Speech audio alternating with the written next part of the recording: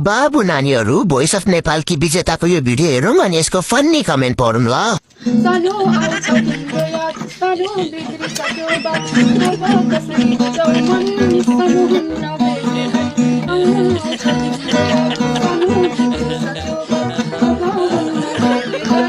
मन कसरी बुझाउ। ल सुरु गरौँ।